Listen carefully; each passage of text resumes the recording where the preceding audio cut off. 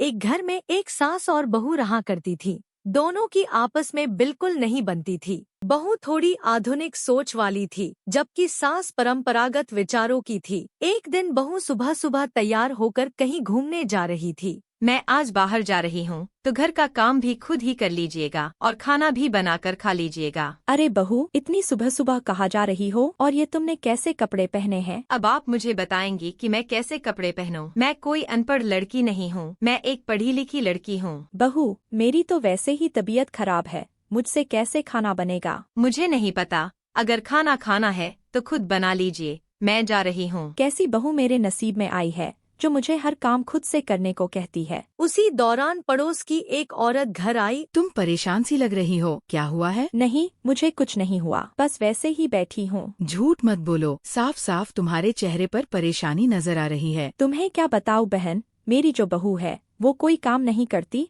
सारा दिन आराम करती रहती है। सारा काम मुझे ही करना पड़ता है। मेरी बहू तो बहुत अच्छी है, वो तो सारा घर का काम खुद ही कर लेती है, मुझे तो कुछ भी नहीं करना पड़ता। तो तुम खुशनसीब हो जो तुम्हें ऐसी बहू मिली है, मेरी तो कोई काम की नहीं है।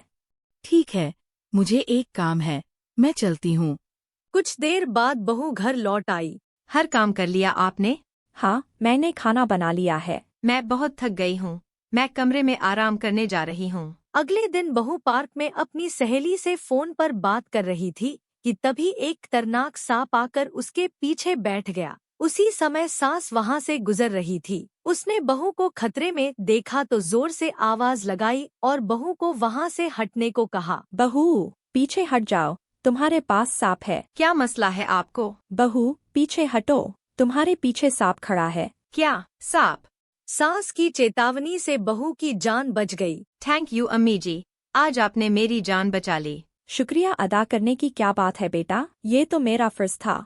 नहीं मम्मी जी, मैं हमेशा आपको बुराबला कहती रही, मुझे माफ कर दीजिए। उस दिन के बाद दोनों के दिलों की दूरियां मिट गईं और घर में प्यार और समझदारी का माहौल बन गया।